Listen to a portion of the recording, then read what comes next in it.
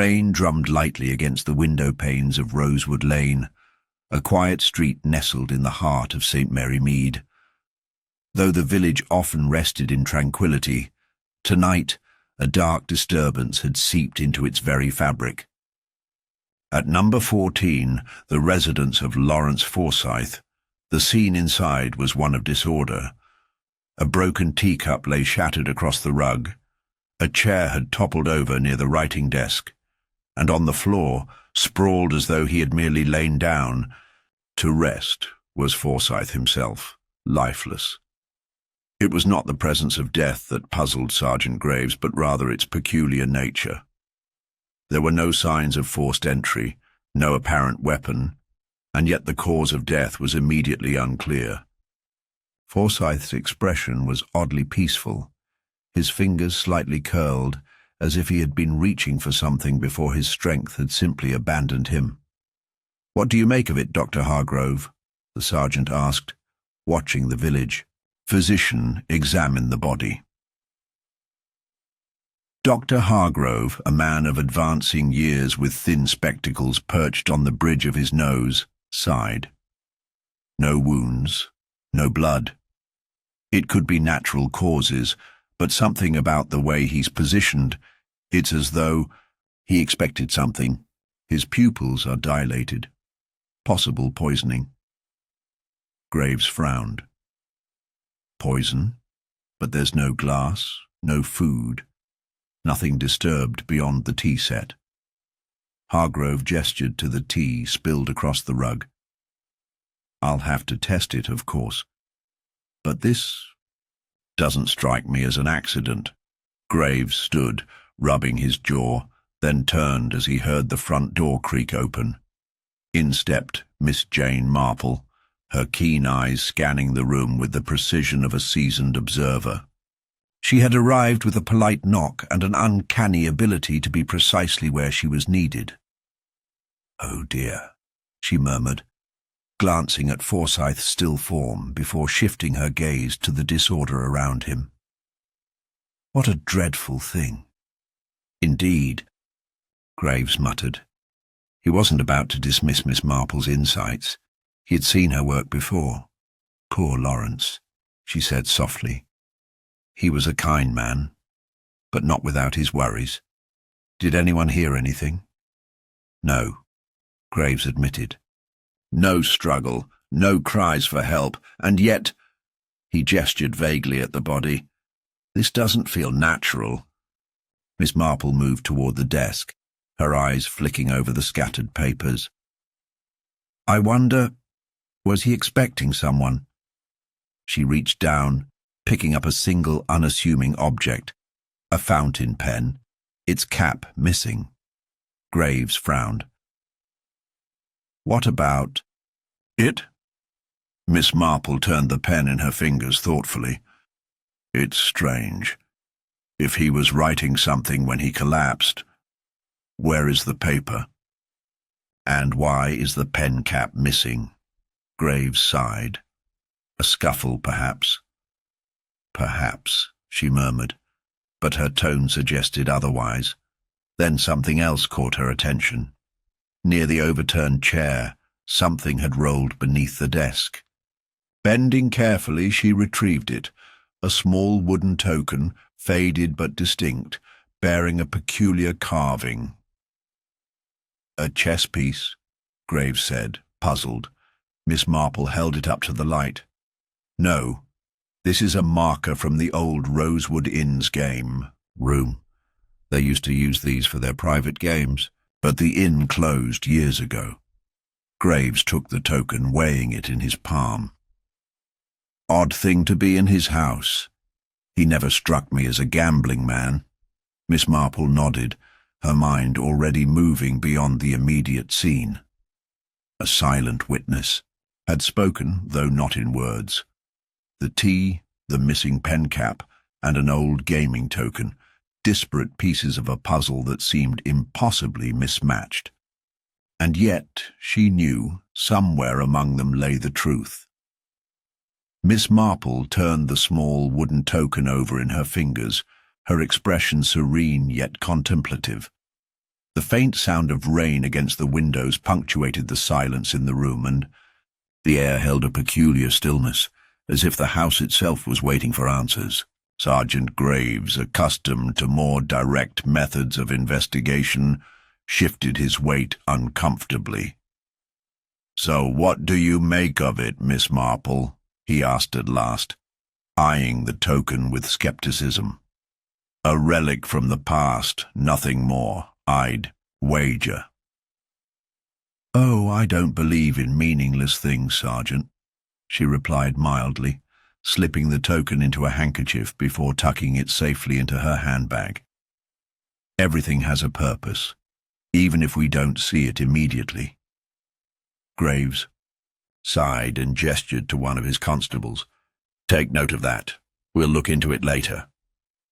The constable nodded and continued his documentation of the scene, but Miss Marple's attention had already wandered elsewhere. Her sharp blue eyes lingered on the writing desk, tracing its edges, then darted toward the tea stain on the carpet. With careful steps, she approached, crouching just enough to examine the way the liquid had spread. "It was knocked over hastily," she murmured, more to herself than anyone else. "See how the pattern of the stain suggests a sudden movement. And yet there are no signs that Mr. Forsyth fought back. He wasn't alarmed. He was caught unaware." Graves studied the stain with a less practiced eye. "I suppose that fits with the lack of struggle," he admitted. "Perhaps he never saw it coming." Miss Marple smiled thinly. "Perhaps. But there is something else that bothers me." She straightened, glancing once more at Forsyth's lifeless form. "The missing pen cap. A trivial thing, one might say, yet I find such small details to be most illuminating." Graves exhaled, rubbing the bridge of his nose. "A missing pen cap, a wooden token, and spilled tea. If I didn't know better, Miss Marple, I'd say you were more interested in the mess than the body." Miss Marple's lips twitched in amusement. "Oh, but the mess is the body, Sergeant. If we understand what happened to these objects, we may understand what happened to poor Mr. Forsyth." Before Graves could reply, the creak of the front door interrupted them, and a woman's voice, thin and trembling, echoed down the hallway. "Oh, heavens! Is it true? Is he—" A moment later, a woman in her mid-40s appeared in the doorway, her hands clutching a damp shawl around her shoulders. Her pale face and wide, frightened eyes darted from Miss Marple to Sergeant Graves before settling on the still form of Lawrence Forsyth, Mrs. Eleanor Ainsley, the housekeeper. "Oh dear," she whispered, her fingers trembling as she brought them to her lips. "Poor dear Mr. Forsyth." Graves stepped forward. "Mrs. Ainsley, when was the last time you saw Mr. Forsyth?" She hesitated, glancing nervously between the two of them. "Yesterday morning. He told me he wouldn't need me for the evening, that he expected company but wouldn't require anything." "Company?" Graves repeated sharply. "Did he say who?" "No, only that he had an important conversation to attend to." She swallowed hard. "I didn't question him. I left as usual and returned this evening when I heard from the neighbours that something was wrong." Miss Marple watched her closely, noting the way her hands gripped the shawl a little too tightly, the way her gaze flickered toward the tea stain before hastily looking away. "You seem distressed, Mrs. Ainsley," Miss Marple said kindly. "Did something trouble you when you arrived?" The woman hesitated again, her fingers flexing. It's just dreadful, isn't it?" she said after a pause. I don't understand how this could have happened. But you feared something had happened before you arrived, didn't you?" Miss Marple pressed gently. What did you expect to find? Mrs. Ainsley's breath hitched. She blinked rapidly, as though trying to steady herself, then forced a weak smile. I don't know what you mean. Miss Marple merely nodded, as though accepting the answer, though she noticed the slight sheen of sweat at the woman's brow, the nervous way she shifted her weight from one foot to the other. "Did Mr. Forsyth ever mention the Rosewood Inn to you?" she asked, her voice light. Mrs. Ainsley's reaction was immediate, a stiffening of the shoulders, a sharp inhale, before she quickly masked it with a confused expression. "The old inn?" she asked weakly. "It's been closed for years." "Yes," Miss Marple agreed, watching her carefully. "But I wonder, did he ever speak of it?" Mrs. Ainsley shook her head too quickly. "Not that I recall." "A lie, a poor one at that." Miss Marple exchanged a glance with Sergeant Graves, who was now regarding the housekeeper with narrowed eyes. "Tell me, Mrs. Ainsley," Miss Marple said, her tone deceptively gentle. "Do you know where Mr. Forsyth kept his writing supplies, his pens, inkwell, spare paper?" "Well, spare." The housekeeper hesitated again before gesturing toward a small drawer beneath the desk. Graves stepped forward, pulling it open.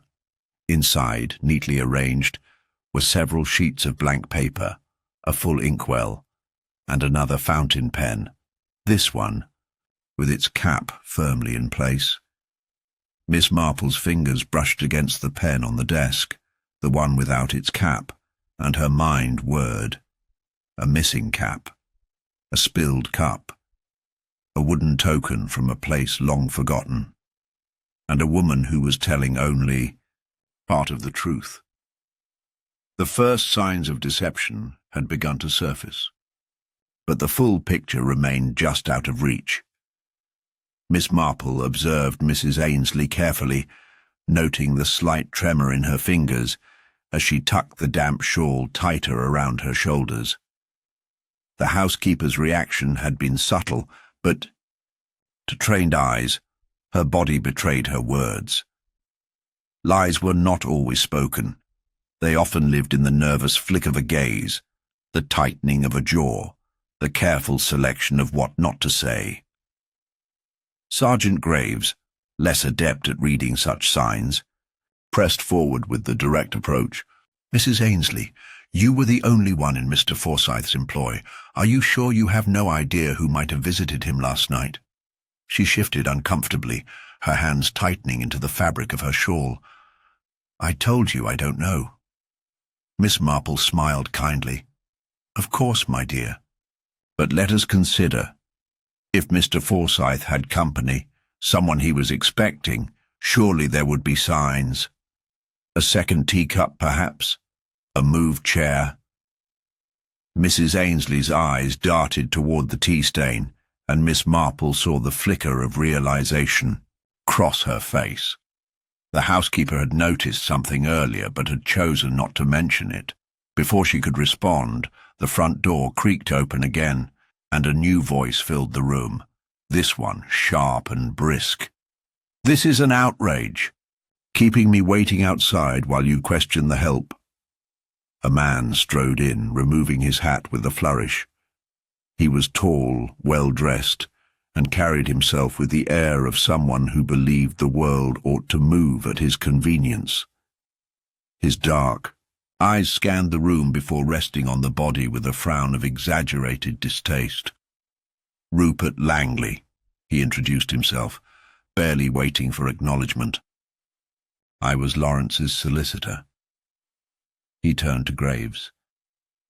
"Now, do you intend to enlighten me as to why I was dragged away from an important dinner for this?" Graves, unimpressed by the theatrics, folded his arms. "We need to ask you a few questions, Mr. Langley. When was the last time you saw Mr. Forsyth?" Langley gave an exaggerated sigh. "Oh, I suppose 2 days ago. He came by my office to make some alterations to his will." Miss Marple's brows lifted slightly.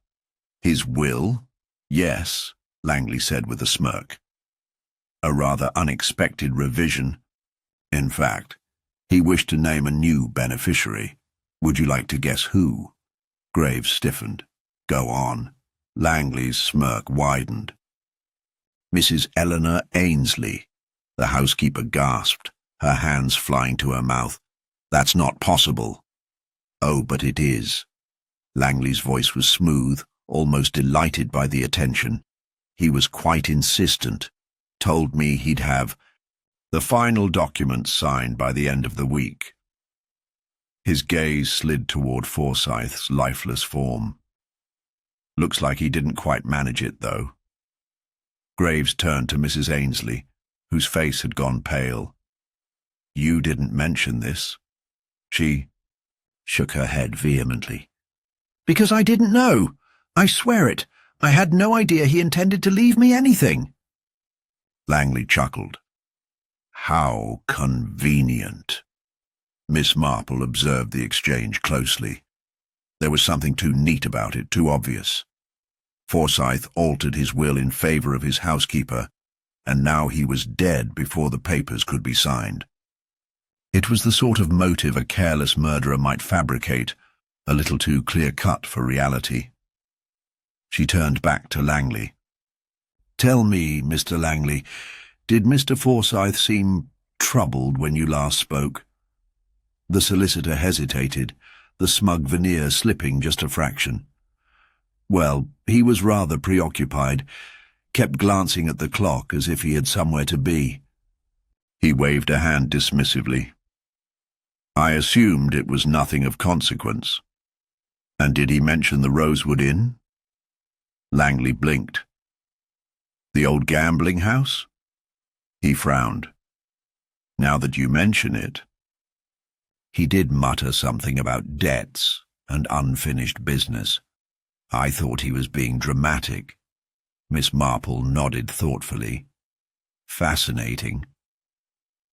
Before Langley could question her meaning, the door opened again, and a third visitor entered. A woman in an elegant yet slightly outdated dress, her auburn hair swept up in an elaborate twist. Her gaze flickered over the room with cool assessment before settling on Miss Marple. I assume I'm not too late to offer my condolences, she said, her voice lilting but sharp at the edges. And you are? Graves asked, already weary of more interruptions. Vivian Marsh, she replied smoothly. A dear friend of Lawrence's. Langley scoffed.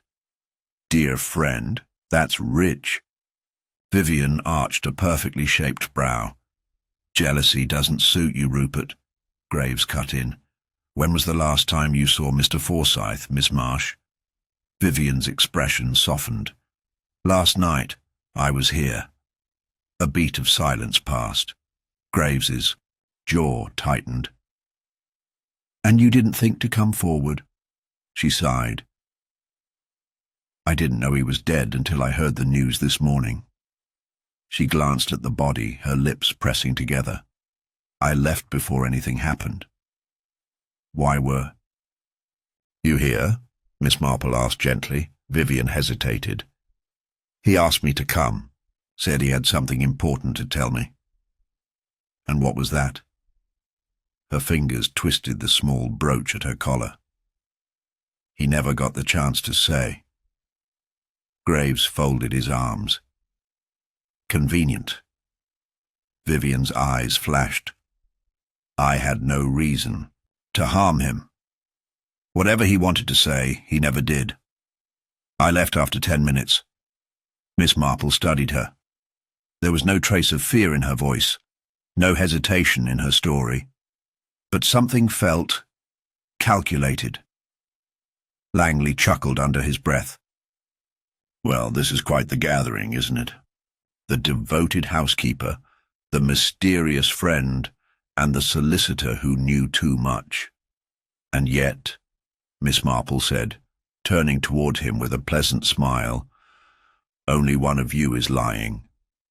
The room fell into silence. She let her words settle, watching their faces. Mrs. Ainslie, pale and trembling. Langley, smirking but suddenly tense. Vivian, cool but guarded. She had found the first crack in their stories. Now she only needed to widen it. Miss Marple let the silence stretch, allowing each suspect to sit with the weight of her words. The air in the study, already thick with the scent of old books and spilled tea, seemed to grow heavier. Lies had a way of pressing down on a room, of settling into the corners where truth feared to tread. Sergeant Graves, less attuned to the delicate art of silence, cleared his throat. Right then. If someone's lying, let's get to the bottom of it. Langley, where were you last night between 7 and 10? Langley smirked, brushing a speck of lint from his sleeve. At the Dunmore Club, playing cards, drinking scotch, the usual. With anyone who can confirm that. Half the club, I should think. He folded his arms. Feel free to ask around. I left around 10:30 and went straight home. Miss Marple filed that away. If Langley was telling the truth, he couldn't have committed the murder, but truth and alibis were not always the same thing. And you, Miss Marsh? Vivian tilted her head. I already told you. I arrived here around 7:30 at Lawrence's invitation. He was distracted, fidgety. He kept saying there was something he had to tell me. But then he changed his mind. What made him change his mind? She sighed. I don't know. He poured himself a drink, asked me if I'd ever been to the Rosewood Inn, then laughed as if it were a joke. When I pressed him, he just shook his head. After that, he grew nervous. He said I should go. What time did you leave? Around 7:40. Maybe 7:45. He was alive when I left, I swear it. Graves frowned. That's an awfully short visit. Vivian lifted her chin. Perhaps, but he was insistent. Miss Marple studied her. The cool demeanour, the measured words.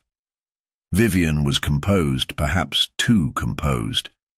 But she wasn't the only one who had something to hide. She turned to Mrs. Ainslie. The housekeeper stood stiffly, her hands still clutching her shawl as if seeking comfort from the worn fabric. And you, Mrs. Ainslie? The woman swallowed hard. I already told you. I wasn't here. I left in the morning and didn't return until tonight. Miss Marple's expression remained gentle. Yes, my dear, but I wonder, did Mr. Forsyth mention changing his will? To you? Mrs. Ainslie's breath hitched. No, I had no idea. And yet you were the only person named in the new draft. Tears welled in the housekeeper's eyes. I don't know why. He was kind to me, but I never expected anything. If I had known, don't you think I would have come forward sooner? Graves exhaled. If she's telling the truth, she had no reason to kill him. The will wasn't finalized. Indeed, Miss Marple murmured.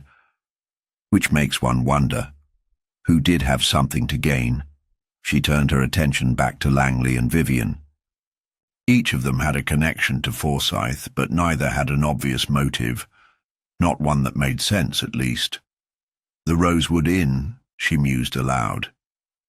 Mr. Forsyth mentioned it to both Langley and Miss Marsh. Why? Langley's smirk faltered. I told you he was going on about debts and unfinished business. Miss Marple tapped a finger against her chin. But whose debts? His own? Langley hesitated. Mr. Langley, she said pleasantly, I wonder, have you ever been to the Rosewood Inn yourself? His mouth twitched. Not in years, Miss Marple smiled. Then you have been. A shadow crossed his face. It was a long time ago, before it closed down. Miss Marple turned to Vivian. "And you, my dear?" Vivian hesitated. "I may have been there once or twice." "Socially?" Her fingers brushed her brooch again. "Not exactly," Langley scoffed. "Oh, just say it, Vivian. You were a dealer." Graves straightened. "A dealer?" Vivian shot Langley a glare but lifted her chin. "Yes, I dealt cards. Not officially, of course, but it paid well, and I was good at it." Miss Marple nodded. The picture was beginning to take shape, though it was still incomplete. "The inn was more than just a gambling house," she said softly. "It was a place of secrets, debts, favors, blackmail. Lawrence Forsythe knew something connected to that place, and whatever it was, it made him nervous." Graves rubbed his chin. "So, what are you saying? That someone from the inn wanted him dead?" Miss Marple's gaze flickered back to Langley. "Mr. Langley, as a solicitor, you handle many affairs. Did Mr. Forsythe ever mention settling a debt?" Langley hesitated, then sighed, not directly. "But he did ask me about an old case, one involving a man named Charles Halstead." Graves frowned. "Halstead? That name's familiar." Miss Marple nodded. "As it should be. He was the owner of the Rosewood Inn before it was shut down. He went missing shortly before the authorities raided the place." Graves's eyes widened. "You think Forsythe knew what happened to him?" Miss Marple smiled faintly. "I think Mr. Forsythe was not as distant from the Rosewood Inn as he wanted people to believe. And whatever he knew, whoever he was afraid of, it caught up with him last night." Silence settled over the room. The tangled motives of greed, fear, and old secrets were beginning to unravel. But one question remained. Who, among them, had silenced Lawrence Forsythe before he could speak?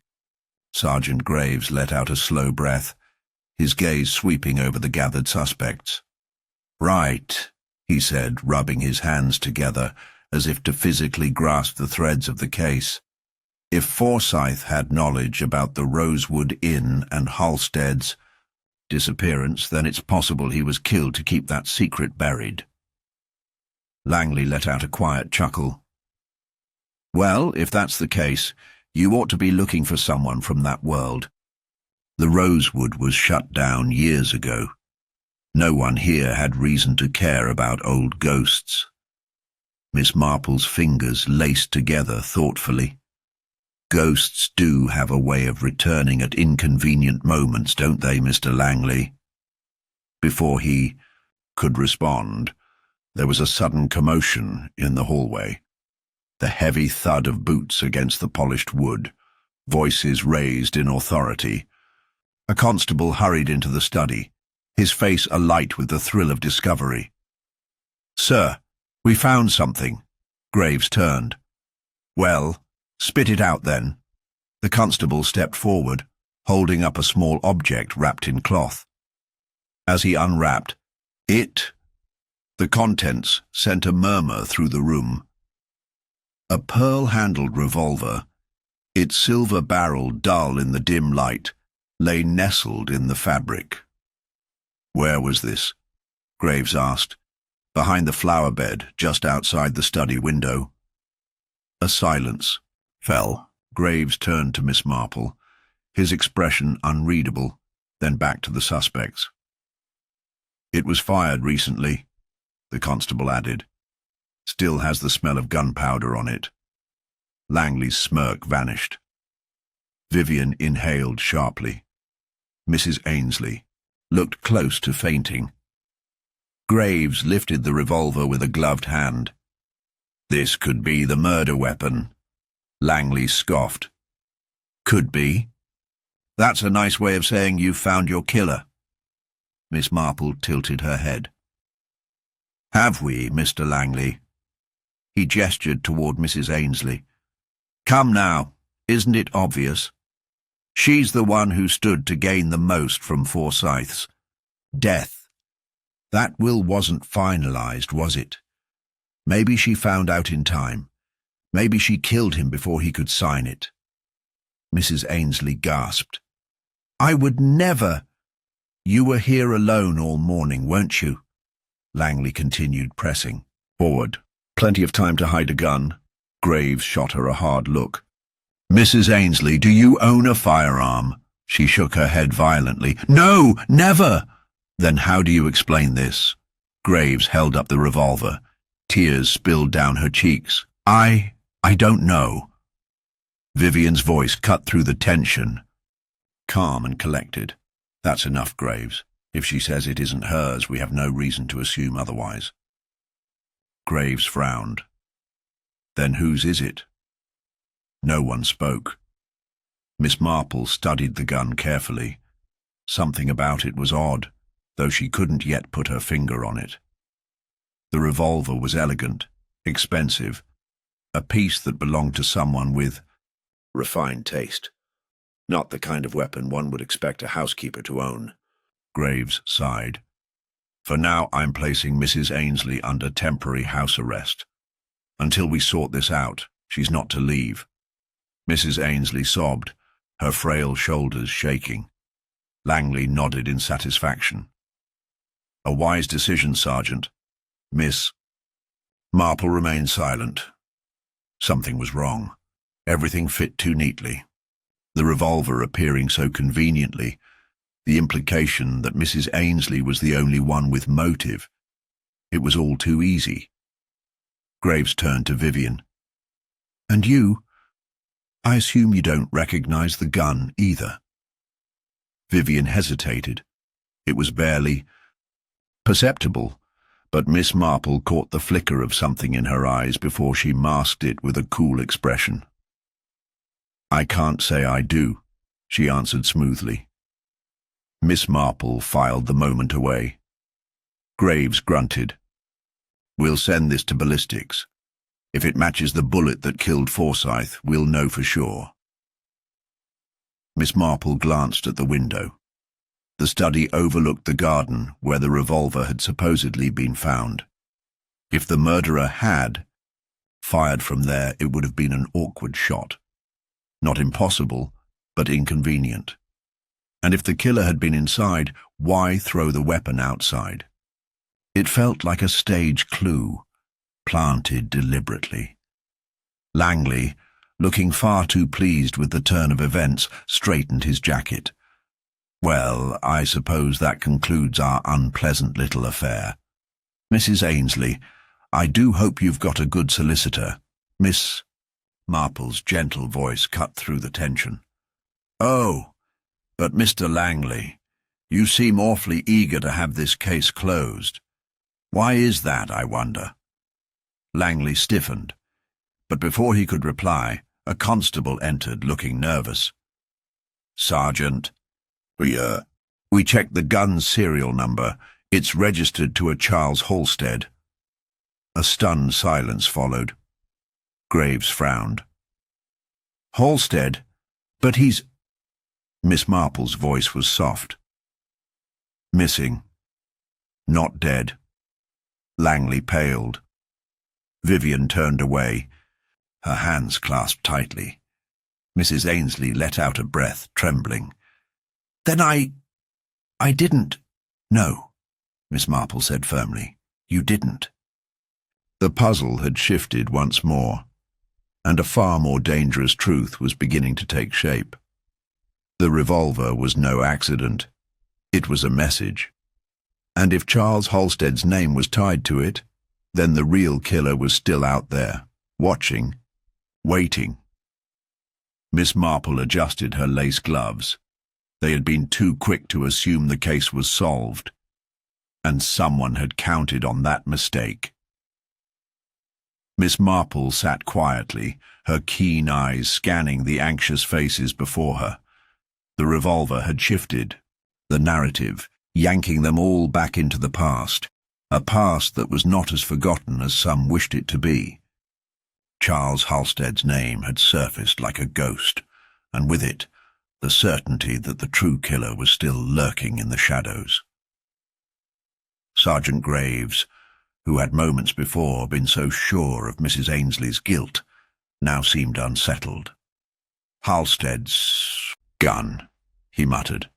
"But Halstead disappeared nearly 15 years ago. If Forsyth knew something about it, why wait until now to say anything?" Miss Marple folded her hands in her lap. "Perhaps because the past has a way of catching up with us, Sergeant. Secrets buried for years don't always stay hidden." She glanced toward Langley, who had turned slightly away, his expression unreadable. Vivian Marsh, for all her poise, was gripping the arm of her chair just a little too tightly. Even Mrs. Ainsley, still shaken, seemed caught in her own private thoughts. The revolver had done more than introduce Halstead's name. It had unsettled them. Miss Marple leaned forward slightly. "Mr. Langley, how well did you know Charles Halstead?" Langley's smirk returned, but it was weaker than before. "Oh, we crossed paths once or twice. He was a businessman of sorts, though I wouldn't say reputable. Reputable or not. You must admit it's curious that his gun should turn up now," Langley exhaled. "Curious, certainly, but it doesn't mean he killed Forsyth. The man vanished years ago." Miss Marple nodded. "Yes, but vanishings are often more complicated than they appear, aren't they?" A heavy silence followed. Vivian Marsh, who had remained quiet, finally spoke. "What exactly are you suggesting, Miss Marple?" "I am suggesting, my dear, that Mr. Halstead's disappearance and Mr. Forsyth's murder are linked. And I rather think someone in this room knows more than they are saying." Langley let out a short laugh. "Well, if Halstead were alive, don't you think we'd have heard from him by now?" Miss Marple tilted her head. "Would we? If he had reason to stay hidden, he might have done so quite effectively. Or alternatively, someone ensured that he could never reappear." A strained quiet settled over the room. Then Graves cleared his throat.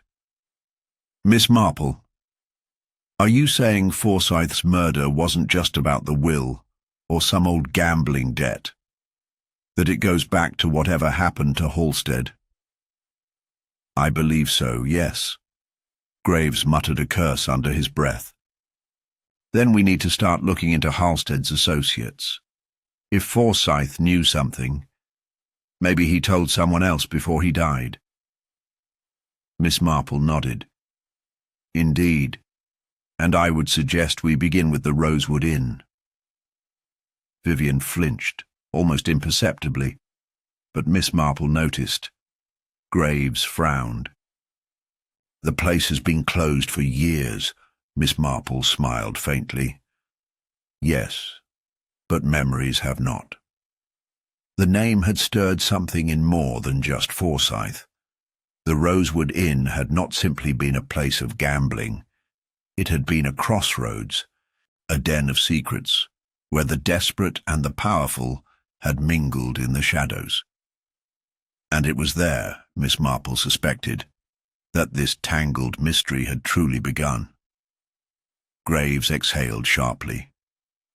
"Fine. I'll see what records we have on Halstead. Maybe dig up some old reports. But I'm telling you now, if you're right, this case just got a whole lot bigger." Miss Marple smiled gently.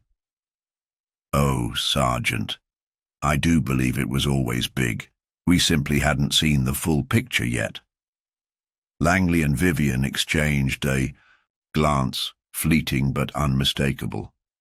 A shared history, unspoken but heavy with meaning. Mrs. Ainsley, still dabbing her eyes with a handkerchief, looked lost in thought. Miss Marple took it all in. The past was not just creeping into the present, it was forcing its way in. And the more she considered it, the more she felt the real answer was not in what was being said, but in what was being carefully left unsaid. And that, she thought, was always the most dangerous thing of all. Miss Marple sat in the drawing-room, the ticking of the grandfather clock filling the silence as she contemplated the tangled web of secrets. The mention of the Rosewood Inn had unsettled both Langley and Vivian, though neither had admitted to it. The revolver's sudden appearance was too convenient, too placed, as though it were meant to steer the investigation down a specific path. And yet, there remained a fundamental question. If Charles Halstead had been silenced all those years, why was his name resurfacing now? She smoothed her gloves, considering a different approach. There were facts to be examined, yes, but sometimes the most telling revelations came from something less tangible, something as subtle as an expression, a hesitation, or the weight of an unspoken word. Sergeant Graves was outside, barking orders to his constables. They were preparing to revisit old police records, scouring them for any connections between Forsyth's murder and Halstead's disappearance. But Miss Marple had no intention of waiting idly. With a small smile, she turned to the assembled suspects. "I do wonder," she began in her gentle voice, "if any of you recall the last time you heard Charles Halstead's name before today?" Langley gave a dry chuckle. "That's an odd question." "But an important one," Miss Marple countered. "You see, memories have a way of lingering, even when we believe we've buried them." Vivian Marsh, ever poised, tilted her head slightly. "It's been years. I doubt any of us thought of Halstead until now." "Perhaps," Miss Marple agreed, "and yet it is interesting that his name has returned in such dramatic fashion. A revolver, neatly placed where it could be found, almost as though someone wanted us to follow this trail." Mrs. Ainsley, still pale from the earlier accusations, clutched her handkerchief. "But why? If Halstead is dead, how could he have anything to do with Mr. Forsyth's murder?" Miss Marple's eyes twinkled. "A most excellent question, my dear, and one I intend to answer. But first," she turned to Langley. "Mr. Langley, would you indulge an old woman's curiosity?" Langley raised an eyebrow. "That depends. I wonder if you might recall a particular evening at the Rosewood Inn many years ago, an evening when a man vanished. A flicker of something passed over Langley's face before he recovered. You seem to know a great deal about a place you claim never to have visited, Miss Marple." "Oh, I never said I hadn't visited," she replied with a small smile. "Merely that I had no personal stake in its affairs. But I do remember how rumours carried beyond its walls. And I remember a curious thing. How, after Halstead's disappearance, certain people stopped speaking his name entirely." Vivian set her teacup down with a soft clink. "What are you implying?" Miss Marple regarded her kindly. "That guilt has a long memory, Miss Marsh, and fear even longer." Langley exhaled sharply. "This is absurd. If you've got something to say, just say it." "Very well." Miss Marple folded her hands. "I believe that Charles Halstead knew something dangerous, something that made him a threat, and I believe that someone in this room ensured that he would never be able to speak of it." A thick silence followed. Miss Marple observed them all, watching for the smallest reaction. Then, almost offhandedly, she continued, "But the most curious thing, of course, is that Mr. Halstead isn't dead at all," Mrs. Ainsley gasped. Vivian's fingers tightened around the chair's arm. Langley's mouth pressed into a thin line. Sergeant Graves, who had just re-entered, frowned. "Miss Marple, what exactly are you getting at? Miss Marple's gaze remained on Langley. It's rather simple, really. If Halstead were truly dead, there would be no need to frame an innocent woman with his gun. But someone is terribly afraid of what Halstead might say. Someone who has known all this time that he was alive. Langley's jaw tensed. You're speaking in riddles, Miss Marple. Oh, I don't think so. She smiled pleasantly. And neither do you. Vivian Marsh suddenly stood, her composure cracking for the first time. This is ridiculous. If you think Halstead is alive, where is he? Miss Marple studied her. That is the question, isn't it? But it is also a question that only a select few could answer.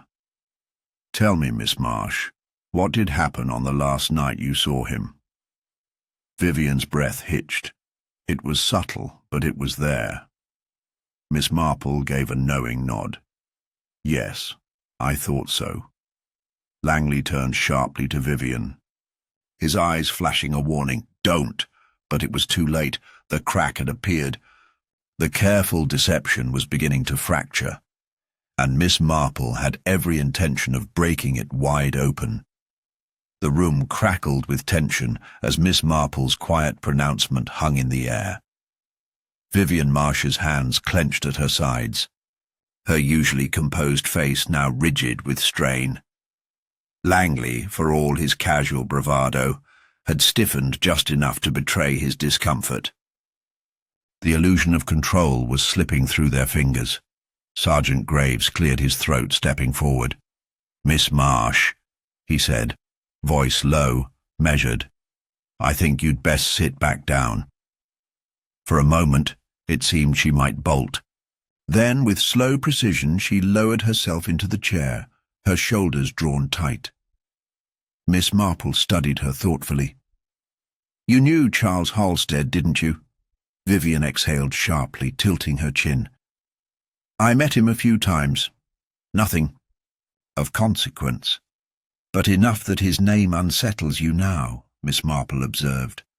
Enough that the Rosewood Inn still lingers in your memory, even after all these years. A muscle in Vivian's jaw tightened. Langley shifted in his seat, his fingers drumming against his knee, though he said nothing. Before another word could be spoken, a sudden noise shattered the tense stillness, a loud crash from the hallway. Everyone turned sharply. Graves was the first to react, moving swiftly toward the door. Miss Marple followed at a steady pace, her mind already ticking through possibilities. As they stepped into the hall, they found one of the constables struggling to right an overturned table. The drawer had been pulled open, papers scattered, rifled through. Graves swore under his breath. This was Forsyth's things, his documents, his personal papers. Someone's looking for something. Miss Marple's sharp gaze swept over the mess. Not looking, Sergeant. Taking. She knelt, picking up a few stray pages, sifting through them. Most were unimportant, old letters, receipts, but something was missing. The revolver, she murmured, straightening. Graves turned abruptly. What? Miss Marple met his gaze. The revolver we found earlier. It's gone. Langley and Vivian had appeared in the doorway, peering in. Mrs. Ainsley, pale and wide-eyed, clutched at her shawl. Graves ran a hand through his hair. Damn it. So someone was desperate enough to break in and take it. Miss Marple nodded. And that tells us two things. First, that revolver was never meant to be in our hands. Its presence here was a mistake, one that has now been corrected. And second, that we are closer to the truth than someone would like.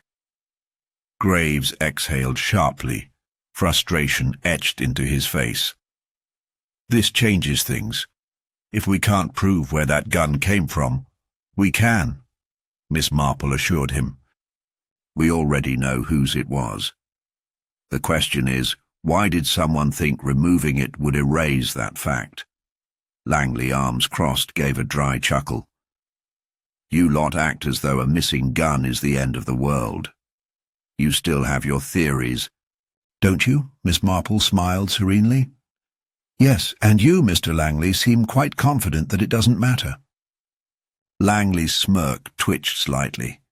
Vivian Marsh, however, was staring at the empty drawer, something like realization flickering in her expression. Then, almost too softly, she murmured, "It's not just the gun." Graves snapped his head toward her. "What do you mean?" Vivian hesitated. "Forsyth had records, old ones, from the Rosewood Inn. I know because I saw them once. They were in a folder. Names, debts, agreements. If someone took the gun, they might have taken those too." Miss Marple nodded approvingly. "How very interesting." Graves, looking harried, muttered, "So now we have missing evidence and missing records. Someone's tying up loose ends." Miss Marple dusted off her gloves. "Indeed. But the problem with loose ends, Sergeant, is that they have a habit of leading us straight back to the hand that pulls them." Langley gave a short, quiet laugh. "And what exactly does that mean?" Miss Marple turned her bright eyes on him. "It means that whoever is trying to erase the past has just told us precisely where to look." Miss Marple's words had barely settled before another commotion erupted. A sharp, piercing scream from outside. Every head in the room snapped toward the window. The cry was unmistakably female, filled with panic. Graves was already moving. "Stay here," he ordered, though it was a useless command. Miss Marple followed at a measured pace, while Langley and Vivian exchanged glances before trailing after them. They emerged onto the gravel path leading toward the back of the house, where a maid stood trembling, pointing toward the greenhouse. "It's Mrs. Ainsley," she gasped. "I saw someone, I don't know who, running away through the trees, and then I found her." Miss Marple's sharp gaze swept the surroundings. The night air was still, but she caught a flicker of movement beyond the hedge, a figure disappearing into the deeper shadows of the garden. Graves had seen it too. He signaled to his men, who scattered in pursuit. Miss Marple turned her attention to the greenhouse. The door stood ajar, its hinges creaking as it swung slightly. Inside, the glass panels reflected slanted moonlight over the rows of potted plants. And there, crumpled among the overturned pots, was Mrs. Ainsley. Vivian let out a strangled sound. Langley muttered a curse. Miss Marple knelt beside the fallen woman, checking for signs of life. A faint pulse still fluttered at her wrist, but her breathing was ragged. A thin red line trailed from her temple where she had struck the edge of a table. "She's alive," Miss Marple murmured, "but only just." Graves crouched beside her. "Damn fool tried to silence her," he muttered. "Must have overheard. Too much." Miss Marple's fingers brushed something on the floor, a shattered teacup, the porcelain shards glinting under the lantern light. The scent of lavender and something sharper, more bitter, lingered in the air. "Poison," she said softly. "She was meant to drink it." Graves stiffened. "You're sure?" Miss Marple nodded toward a small overturned bottle on the work table. "Belladonna extract. A deadly dose, if taken all at once." Langley, arms crossed, surveyed the scene with narrowed eyes. So why go through the trouble of poisoning her and then attacking her? Miss Marple pressed her lips together thoughtfully. Perhaps she realized what she was drinking before.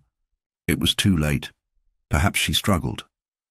Her gaze shifted to the back door of the greenhouse, which was slightly ajar.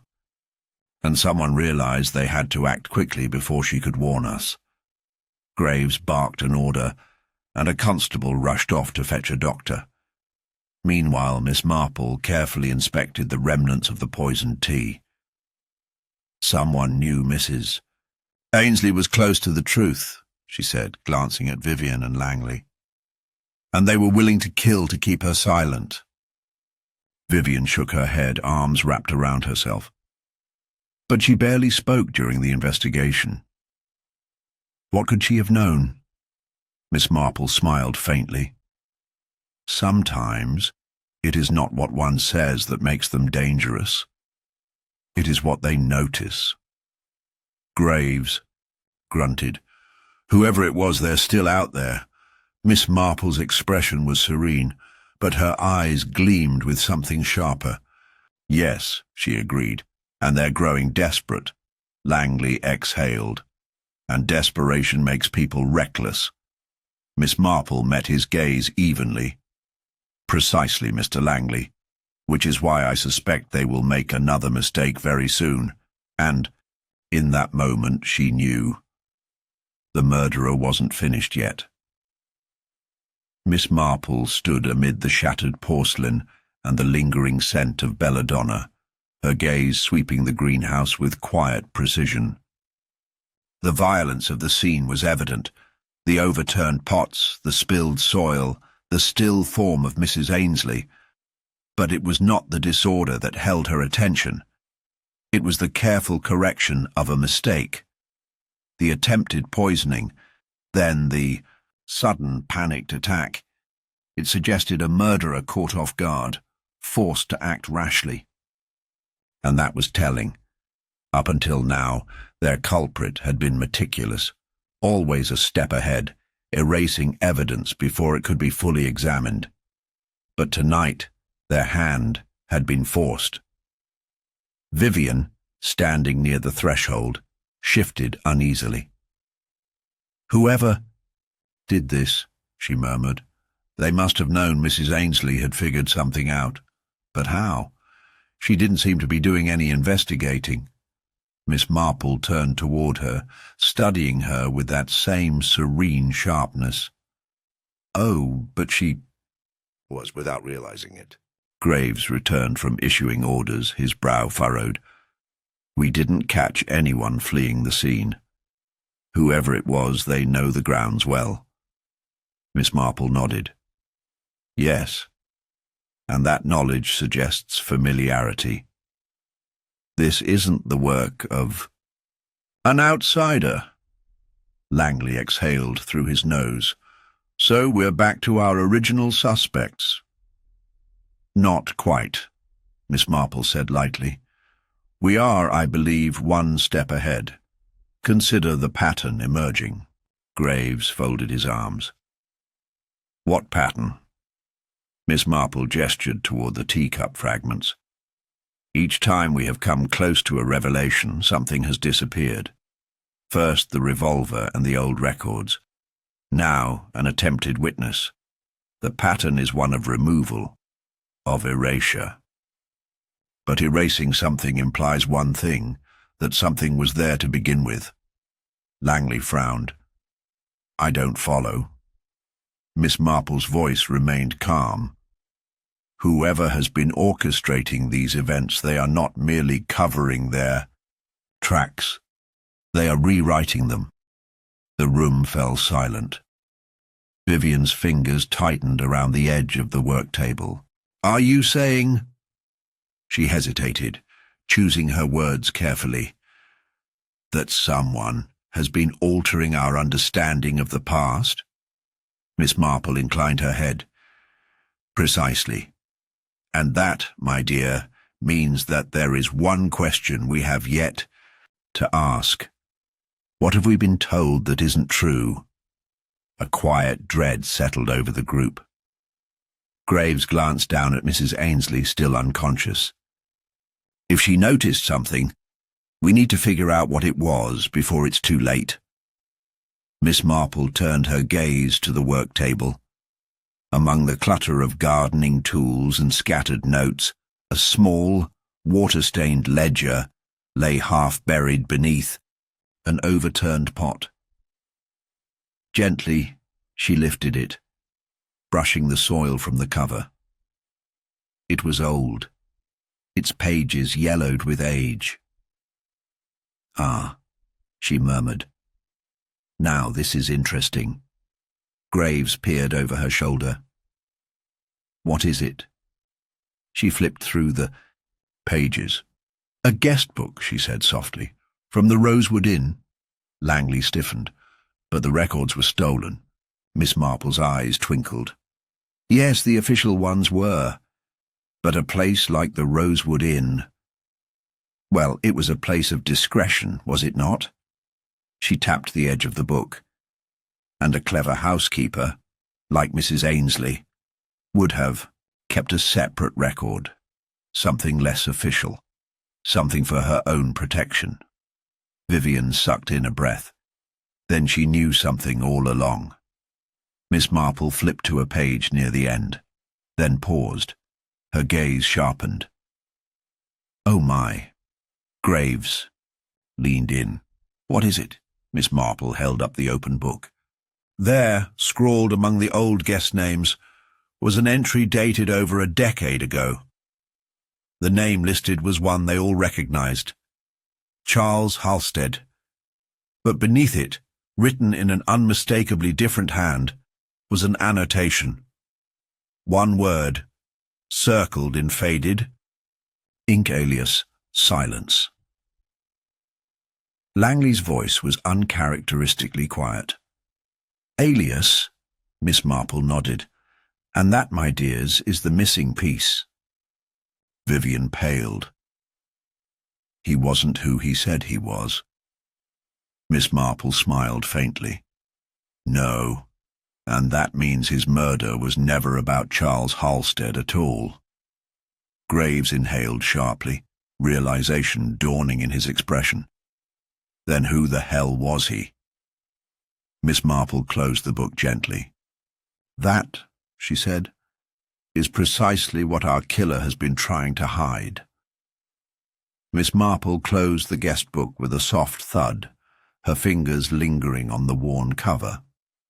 The name Charles Halstead had always been a lie, and now, for the first time, the true shape of the crime was beginning to emerge. This was never just about a man's murder. It was about his identity, and more importantly, about who might have wanted that identity buried forever. Graves exhaled slowly, rubbing the back of his neck. "So if he was using an alias, it means someone here knew who he really was, someone who had a reason to keep that truth from coming out." Miss Marple nodded. "Indeed. And that would mean that everything, his death, the missing records, the attack on Mrs. Ainsley, it was all orchestrated by someone who recognized him when he returned." Vivian frowned. "But if he changed his name and disappeared all those years ago, why come back?" Miss Marple's lips pursed. "Ah. That is the question, isn't it?"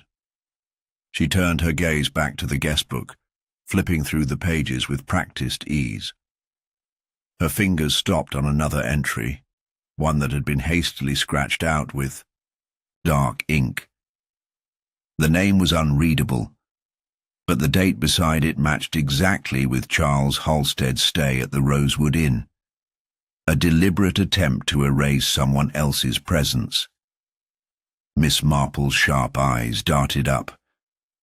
"He came back because something here was unfinished." Graves frowned. "Unfinished?" Miss Marple tapped the book. "He wasn't just hiding under an alias. He was hiding from someone." Langley, who had been watching in silence, suddenly inhaled sharply. His face darkened with a realization that sent a ripple of unease through the group. He wasn't the only one using a false name. A heavy silence fell. Miss Marple's voice was almost gentle. "Precisely, Mr. Langley. Saichun." Weight of her meaning settled over them. Someone in Rosewood had a past they had tried desperately to erase. And Charles Halstead, whoever he really was, had known the truth. That was why he had been killed. Not for revenge, not for money, but for who he could expose. Vivian's hands trembled slightly. "But who?" she whispered. "Who was he hiding from?" Miss Marple's gaze swept across the dimly lit greenhouse, considering the answer that had been staring at them all along. "The question is not who he was hiding from," she murmured. "The question is who he recognized." She turned. Slowly, her sharp eyes landing on Graves. The inspector blinked. "Me?" Miss Marple shook her head. "No, my dear, not you. But someone close to this case. Someone who was at the Rosewood Inn all those years ago. Someone who had a reason to make sure that history remained buried." The implication sent a slow chill through the air. Vivian swallowed hard. "You mean the murderer isn't just covering up this crime? They're covering up something from before?" Miss Marple gave a slow nod. "Yes, my dear. A crime from the past. A crime Charles Halstead, whatever, his real name, witnessed, and that, I believe, is what cost him his life." Langley took a step back, his mind racing.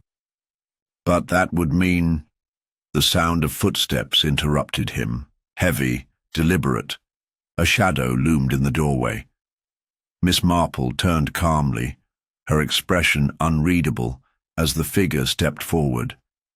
And in that moment, she knew exactly who had killed Charles Halstead, and why they had to do it again. Miss Marple folded her hands neatly in front of her, her gaze steady as the figure in the doorway stepped forward. The dim light from the hallway cast long shadows across the greenhouse floor, stretching toward them like reaching fingers. A soft creak of leather broke the silence. Someone adjusting their stance, preparing for whatever would come next. The figure was Langley. His face, usually so measured, was taut with something unreadable. Graves exhaled, tension crackling in the air. "Langley," he said cautiously, his voice edged with the wariness of a man who knew when something wasn't quite right. "You've been following this case closely. Too closely, some might say."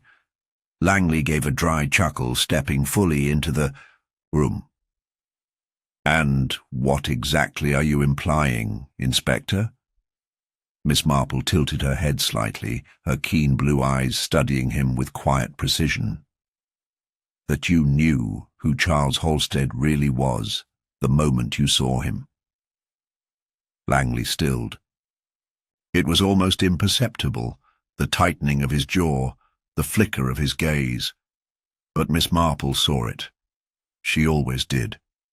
Vivian took a small step back, fingers curling into her shawl. "You were here, weren't you?" she whispered. "All those years ago." Langley let out a slow breath, his expression unreadable. "You're grasping at shadows, Miss Marple. I had no reason to kill Charles Halstead," Miss Marple interrupted, her voice as gentle as ever. "Ah, but you did. Not because of who he was now, but because of who he had been, and more importantly, what he knew." The greenhouse seemed to shrink around them. Outside, the night pressed against the glass, thick and impenetrable. Langley's fingers twitched at his sides. His voice, when he spoke, was low. "You have no proof." Miss Marple smiled. A quiet, knowing smile. "No? But of course I do, my dear. You see, it was all rather clever. Charles Halstead didn't come back to Rosewood to threaten anyone. No, no. He came back because he had unfinished business. He wasn't hiding, he was searching. Langley's mouth pressed into a thin line. Miss Marple continued. But he wasn't looking for money, or revenge, or even justice. He was looking for someone who had changed their name, their life, someone who thought they had buried the past so deeply it would never surface again. She paused, watching the way Langley's throat bobbed with a barely concealed swallow. And then, quite by chance, he checked into the Rosewood Inn and saw you. Silence. Langley let out a slow, almost weary exhale. And you think that was enough? For me to kill him? Miss Marple nodded. I do. Because you weren't always Langley, were you? Vivian gasped softly, her eyes darting between them. Graves' grip tightened on his pocket watch. Langley gave a hollow chuckle. You have quite the imagination, Miss Marple. Oh no, my dear. Her voice was quiet, yet utterly firm. I simply have quite the memory. She reached into the folds of her cardigan, pulling free a small faded photograph. She held it up to the light. This was taken at Rosewood Inn the year before Charles Halstead disappeared. Look closely. Langley's gaze flickered downward. There, captured in sepia tones, were two men standing in front of the old inn. One was unmistakably Charles Halstead. The other was younger, thinner, but the resemblance was there. The same sharp eyes, the same posture. Langley, or rather the man he had been before he became Langley. Graves' voice was cold steel. Care to explain? Langley's lips parted, but no words came. Miss Marple continued, unhurried. You see, Charles Halstead didn't just recognize you, he remembered you, and he remembered why you disappeared. She let the weight of her words settle. Because he was the only witness to what you did all those years ago. Langley's breath was shallow now. You killed him because he could expose you, she said softly.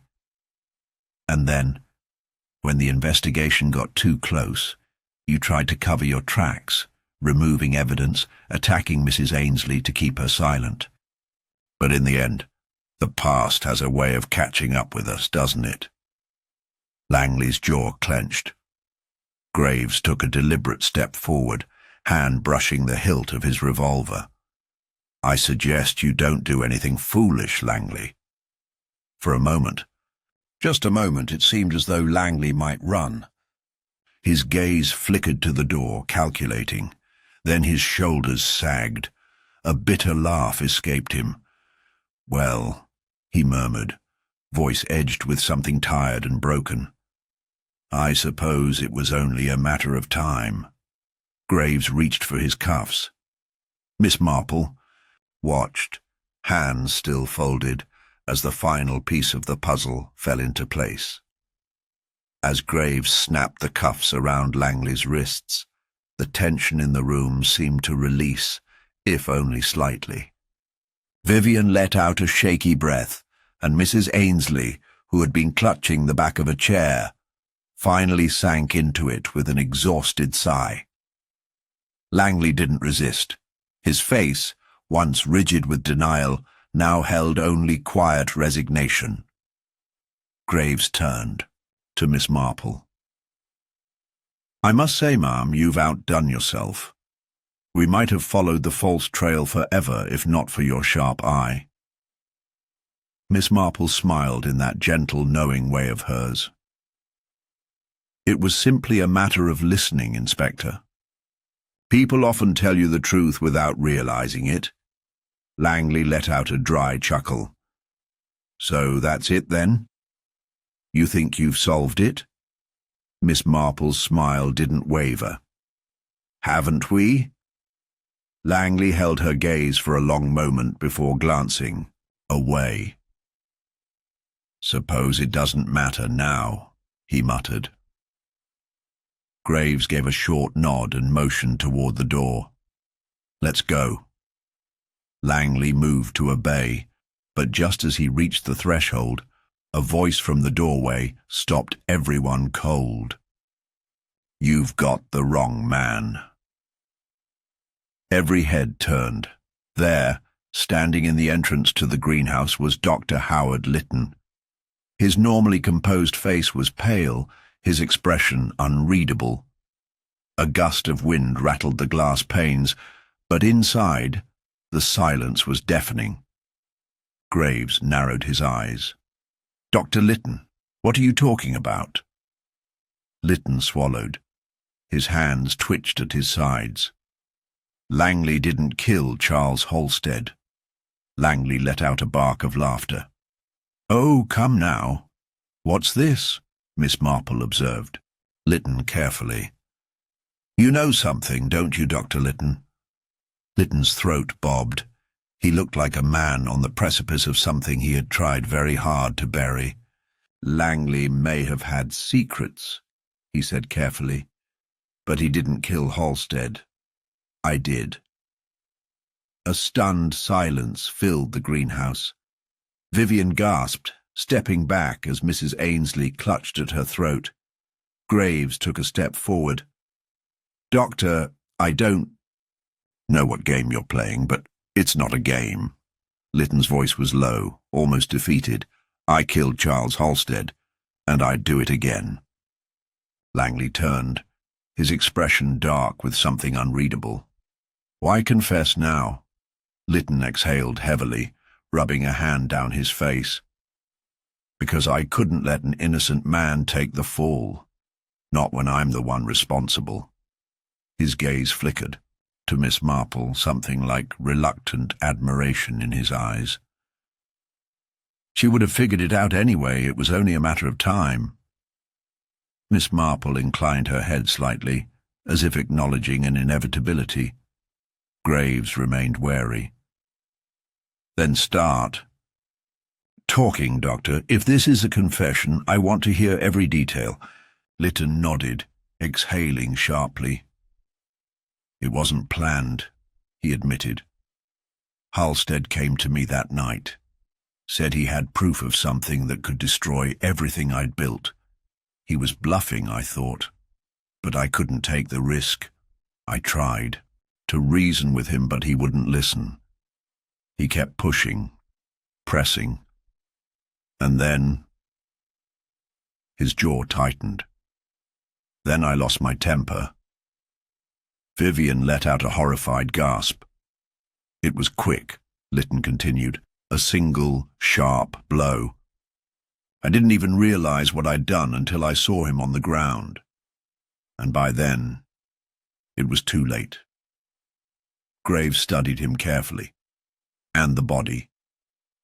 "I staged it," Lytton admitted. "Made it look as though he'd died elsewhere. Then moved him to the study. I wanted it to seem like a break-in. I thought if I muddled the evidence enough, no one would look too closely." "And the missing papers?" Miss Marple asked quietly. Lytton hesitated. "I burned them. Whatever proof he had, if he had any at all, it's gone now." For a long moment, no one spoke. Graves finally let out a slow breath. "Well, Doctor, I suppose I should thank you for making my job easier." He turned to his sergeant. "Cuff him." Lytton didn't resist as the cold steel snapped around his wrists. As Graves led him away, Langley let out a quiet, humorless laugh. "Well, I suppose I owe you an apology, Miss Marple." Miss Marple smiled kindly. "Oh, no need, dear. The truth has a way of finding its way to the surface after all." Vivian stepped closer, her voice still trembling. "But if Dr. Lytton did it, why did Langley look so guilty?" Langley chuckled. "Because I am guilty, my dear, just not of murder." Miss Marple patted her hand gently. "Indeed, but secrets once unearthed often lose their power, don't they?" Langley gave her a long look before nodding. "Perhaps they do." As the greenhouse fell silent once more, Miss Marple glanced at the night sky through the glass. Another mystery solved. Another truth revealed. And as always, justice had found its way in the end. As the last of the evening's drama began to settle, Miss Marple stood in quiet contemplation, her keen eyes following the figures of Graves and his men as they escorted Dr. Lytton away. Justice had been served, or so it seemed. But something still troubled her. She turned slightly, glancing at Langley, who stood watching the scene with an odd expression, one not of relief, but of something more complex, something unreadable. "Are you truly free of all guilt, Mr. Langley?" Miss Marple asked gently, her tone light but her meaning sharp. Langley blinked, then offered a thin smile. "Guilt is a complicated thing, Miss Marple. I have lived with my fair share." Vivian, who had been standing nearby, frowned. "But Dr. Lytton confessed. He did it, didn't he?" "Oh, yes, my dear, he certainly did," Miss Marple replied. "He struck the fatal blow, and for that, justice must be served. But does that mean we now hold the full truth in our hands?" A silence stretched between them, broken only by the wind rattling the greenhouse glass. Graves had returned, his expression thoughtful as he approached Miss Marple. "You look troubled, ma'am," he noted. Miss Marple clasped her hands before her, her mind still piecing together the final strands of the puzzle. "Tell me, Inspector," she mused, "have you ever encountered a man who confesses to a crime not because he is caught but because he wishes to control the narrative?" Graves frowned. "You think Lytton's lying?" "Oh no, I believe he did strike Mr. Halstead. But did you not find it strange that he confessed only after the matter seemed settled? As if he wanted us to stop looking?" Langley let out a low chuckle. "You're relentless, Miss Marple." She smiled faintly. "Only when the truth is not yet whole, dear Mr. Langley." She turned back to Graves. "We assumed Dr. Lytton's motive was purely to protect his own interests, his career, his reputation. But what if there was something more? What if there was someone he was protecting?" The inspector's eyes narrowed. "You think he's covering for someone?" "Perhaps not in the way one might expect. Consider, if he truly wished to conceal the murder, why confess at all? No, I believe he confessed because the truth was too close to being uncovered. But not just about his crime, about someone else's involvement." A hush fell over them. Vivian suddenly spoke, her voice barely above a whisper. "You don't mean me?" Miss Marple turned to her with an almost grandmotherly expression. "No, my dear, but tell me, what did Mr. Halstead truly have over Dr. Lytton? He claimed to have proof, but Dr. Lytton himself admitted that he never saw it. What if that proof was never real at all? What if someone only made it appear that way?" Langley shifted uncomfortably. Graves, his detective instincts kicking in, took a step closer to Miss Marple. "Are you saying this was a set-up?" "Think, Inspector. Mr. Halstead was not an innocent party in all this. He was known for his schemes, his manipulation. But what if this time he wasn't playing the game alone? What if someone else helped push him toward his final confrontation with Dr. Lytton, ensuring that things spiraled in precisely the right way? Langley exhaled, shaking his head.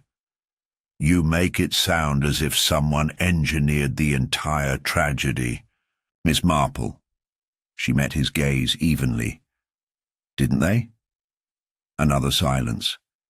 Then, suddenly, an understanding dawned in Graves's eyes. "The missing papers," he murmured. Miss Marple nodded. "Dr. Lytton burned them, yes. But had they ever existed to begin with? What if Halstead had been lured into believing he had leverage, that he held something damning, when in truth he was merely the pawn in someone else's game?" Vivian's hand covered her mouth. "But who—" Graves turned to Langley. "You knew about it, didn't you?" Langley's expression hardened. "I knew Halstead was playing with fire, but he thought he was in control." He let out a small, bitter laugh. "Turns out, he wasn't the mastermind after all." Miss Marple's voice was almost sympathetic. "No, he was simply the first sacrifice." Graves took a step toward Langley. "Ah, you saying there's another player in all this? Someone who wanted both Halstead and Lytton to fall?" Langley's eyes flickered just for a moment. It was enough. Miss Marple sighed. "Oh dear, and I had so hoped you would tell us yourself, Mr. Langley." Graves stiffened. "So it was you." Langley exhaled, tilting his head slightly. "And here I thought I might have finally met someone who could best me," he murmured, giving Miss Marple a wry smile. "I suppose I should be flattered." Vivian took a horrified step back. You planned this?" Langley chuckled. "Planned? Oh, my dear, I merely—" "Influenced. I nudged Halstead in the right direction, played on his greed. I made sure he believed he had something worth bargaining over. And when he went to Lytton that night, well," he spread his hands. "Human nature did the rest." Graves moved swiftly, reaching for his cuffs once more. "That's enough, Langley. You're coming with me." But Langley was faster. In one fluid motion he stepped backward, knocking over a chair and bolting toward the greenhouse doors. "Stop!" Graves roared. Langley pushed through the doors, vanishing into the darkness of the estate grounds. Graves cursed. "Get after him!" He and his men rushed out, the sound of footsteps and shouts echoing in the night. Miss Marple remained still, watching the retreating figures. Vivian turned to her, voice shaking. "He's getting away." Miss Marple smiled faintly, eyes twinkling. "Perhaps for now, my dear. But one cannot outrun the truth forever." Vivian swallowed. "Do you think they'll catch him?" Miss Marple's gaze lingered on the open doors. "Eventually. A man like that. His own arrogance will undo him." Vivian was quiet for a moment before she finally whispered, "And if it doesn't?" Miss Marple turned to her, the gentle wisdom of her years shining in her gaze. "Then the past will." "Always be waiting, my dear. It has a way of finding those who try to escape it." As the night deepened and the sound of pursuit faded into the distance, Miss Marple stood in the quiet, letting the weight of justice, both delivered and delayed, settle around her. Miss Marple watched the darkened estate from the veranda, the faint sound of Graves and his men searching the grounds drifting back on the night air. The scent of damp earth and crushed leaves lingered, traces of Langley's hurried escape. The man was cunning. There was no denying that. He had orchestrated the perfect illusion, allowing others to do his dirty work while he remained in the bay shadows. And yet, for all his careful planning, he had underestimated one thing, the inevitability of the truth catching up to him. Vivian stood beside her, arms wrapped around herself. The weight of the evening had settled on her shoulders, her earlier relief now replaced with something more uncertain. "Do you really think they'll find him?" she asked quietly. Miss Marple tilted her head, considering. Perhaps not tonight, my dear. But men like Langley always make mistakes in the end. He's intelligent, but his greatest flaw is believing himself untouchable. That is what will undo him." Vivian exhaled, looking down at her hands. "I thought it was over." Dr. Lytton confessed. "It should have been over." Miss Marple smiled faintly. "It's never truly over, you know.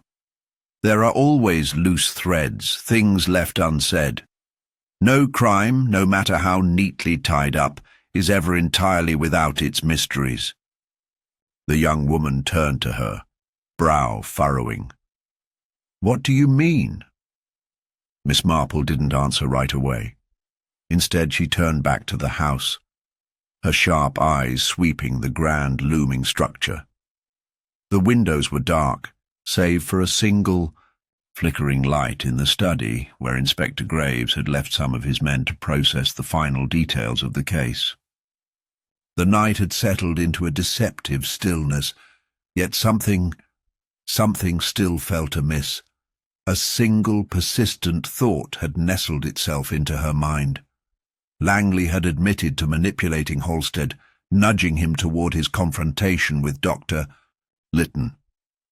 But for all his arrogance, he had not admitted to orchestrating everything. He had let them believe it, of course. He had practically relished it. And yet, Miss Marple had dealt with deceivers long enough to recognize the difference between a man confessing to his own cleverness and one taking credit for something beyond even his control. Someone had lured Halstead into his final move. Someone had ensured Lytton would act in desperation. Langley had played his part, yes, but was he truly the final hand guiding this tragedy? A flicker of movement at the edge of the garden caught her eye.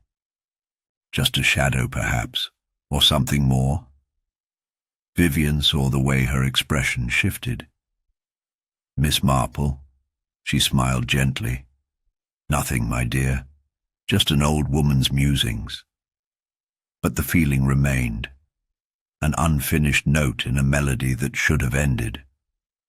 A soft wind rustled the trees, and from somewhere in the distance the faintest echo of laughter carried on the breeze.